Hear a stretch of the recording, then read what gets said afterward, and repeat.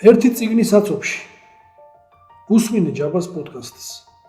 იქ ბევრ შეიტყო ბიზნესმენებზე, ანტრეპრენერებზე და უბრალოდ გენიალურ ადამიანებზე, მათ თვისებებზე, შეხედულებებზე, ფიქრის და აზროვნების ნაირსახეობაზე. ამ პოდკასტში მოგითხრობთ ისტორიას ლიდერზე, რომელიც უკიდურეს სიღატაკიდან უმდიდრეს ადამიანად იქცა. ბავშვობის ასაკში მისი ცხოვრება ისეთ გაუსაძლისი ვითარებით იყო გარშემორტყმული, რომლის წარმოდგენაც ბევრ თქვენგანს გაგიჭირდებათ. წარმოიდგინეთ, იმიტომ რომ შიმშილი არ მომკვდარიყო, ხის ქერქის ნახარში სვამდა.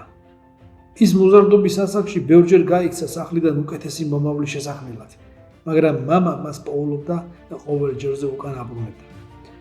საბოლოოდ, რაც მას წასვლისკენ უბიძგა, იყო მშობლების მწვავე კამათის მოსმენა საჭმელთან დაკავშირებით. კამათი, რომელიც დასრულდა მაგიდის გადატრიალებით და იატაკზე მიმოფანტული მოხარშული ხის ქერქით, რომელიც ოჯახისთვის იმ დროს საკვები რაციონი იყო.